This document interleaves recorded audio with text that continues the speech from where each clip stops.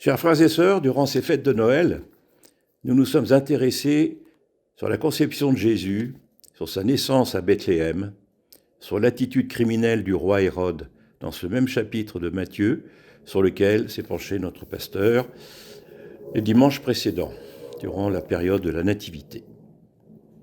Aujourd'hui, nous lirons à nouveau le chapitre 2 de Matthieu, mais en nous concentrant sur les rois mages. Nous aborderons d'abord un plan historique, puis un plan théologique. Lisons tout d'abord les versets 1 et 2, puis 9 à 12 de ce chapitre 2 de l'évangile de Matthieu. Jésus étant né à Bethléem de Judée, au temps du roi Hérode, voici que des mages venus d'Orient arrivèrent à Jérusalem et demandèrent : « Où est le roi des Juifs qui vient de naître ?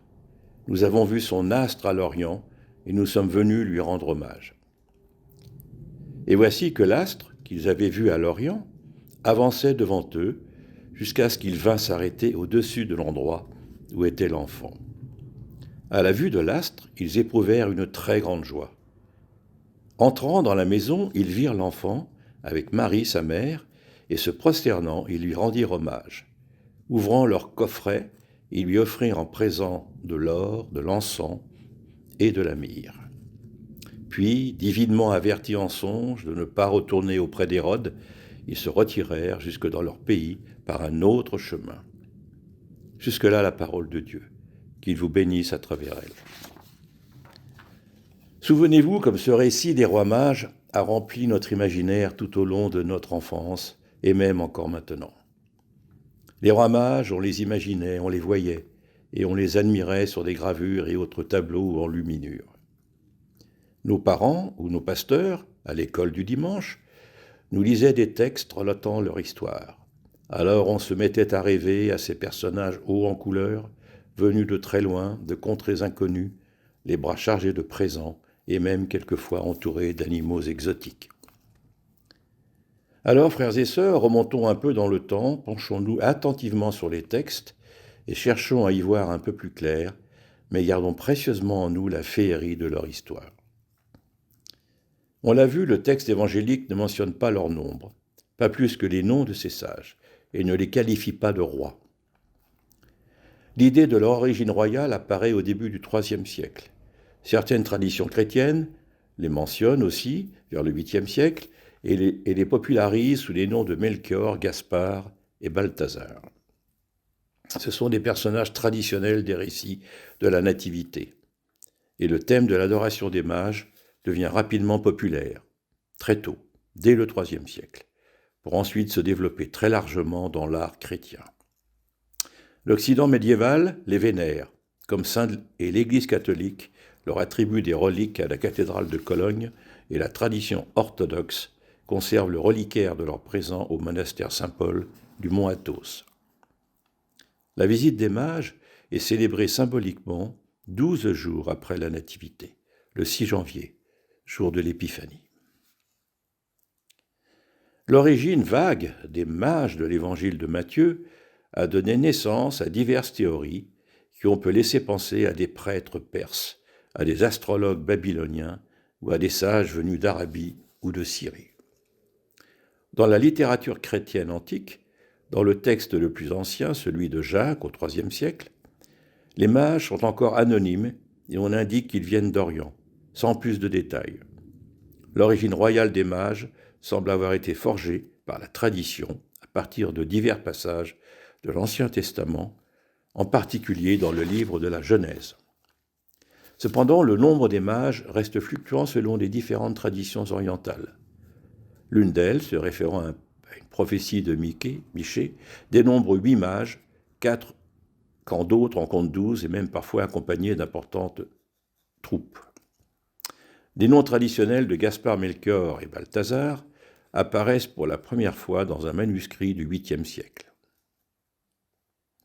Quant aux offrandes, le récit de Matthieu évoque 3 présents : or, encens et myrrhe. Que symbolisent ces cadeaux ? Chez différents auteurs chrétiens antiques, l'or évoque la royauté de Jésus. L'encens évoque sa dimension sacerdotale ou sa divinité, et la myrrhe son humanité. Des interprétations plus tardives ont par ailleurs lié les présents à des principes de piété. Par exemple, le réformateur Martin Luther y attache la foi, l'espoir et l'amour, 3 valeurs qui lui semblent accessibles à n'importe quel être humain. Quant à la qualité royale des mages, plusieurs pères de l'Église ont attribué aux mages le titre de roi, se référant de manière évidente à un passage du livre d'Isaïe et au livre des psaumes qui alimente la tradition. Ainsi Melchior aurait été roi des Perses, Balthazar roi des Arabes et Gaspard roi en Inde. Quant à l'étoile, elle relève de plusieurs prophéties et hypothèses. L'évangile de Matthieu rapporte la question des mages au roi Hérode, souvenez-vous. Où est le roi des Juifs qui vient de naître? En effet, nous avons vu son étoile en Orient et nous sommes venus pour l'adorer. Ainsi que l'étoile qu'ils avaient vue en Orient allait devant eux jusqu'au moment où, arrivée au-dessus de l'endroit où était le petit enfant, elle s'arrêta. Certaines théories postulent que l'étoile citée par l'Évangile a bien existé. Des astrologues, des érudits et des chercheurs ont tenté de dater la naissance de Jésus en cherchant à dater un phénomène céleste qui aurait pu inspirer l'histoire de l'étoile des mages. Oublions donc la petite histoire populaire des rois mages, pour mieux nous concentrer sur le récit biblique et en examiner la portée spirituelle. C'est là l'essentiel de toute prédication. Suivons ces mages qui se mettent en quête de Dieu, une quête existentielle, qu'ils résument eux-mêmes parfaitement en posant la question. Où est le roi des Juifs qui vient de naître? Les mages ont aperçu une mystérieuse étoile en Orient, dans la direction où le soleil se lève. Pour eux, l'apparition de cette étoile revêt un caractère extraordinaire. Ils l'ont interprétée comme un signe de la venue du roi des Juifs sur terre, de la venue du Messie au sein de l'humanité.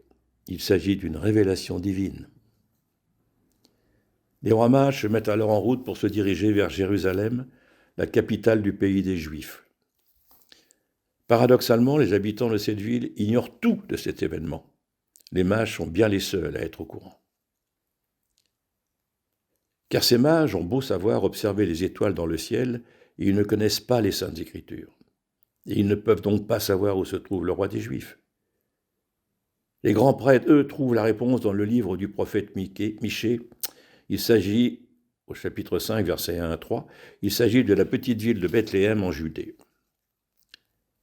D'un côté donc, les mages qui lisent dans les étoiles connaissent le moment, et de l'autre, les religieux qui lisent les Écritures connaissent le lieu. Et les mages accomplissent un périple immense, révélant une foi inébranlable, et leur histoire peut être lue comme une interprétation adressée à chacun d'entre nous.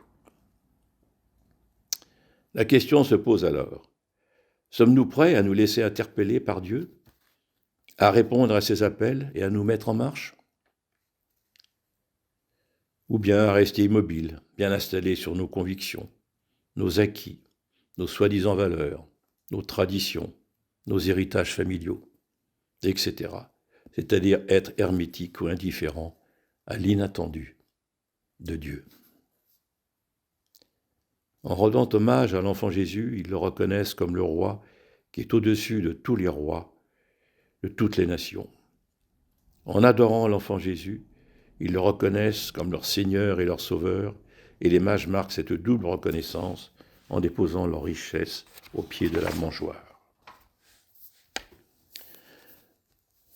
Nous aussi, frères et sœurs, nous devons apprendre à déposer devant Jésus-Christ tout ce que nous avons et tout ce que nous savons.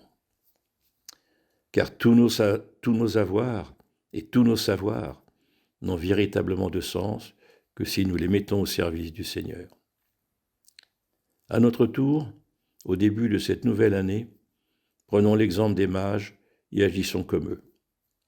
Mettons-nous en marche, laissons-nous déplacer, bousculer par Dieu. Soyons à chaque fois joyeux à la vue de ces signes. Laissons-nous bousculer par leur caractère inattendu et souvent inexplicable. Amen. Prions. Seigneur, Une fois de plus, tu nous as bousculés et tu as su ranimer notre foi.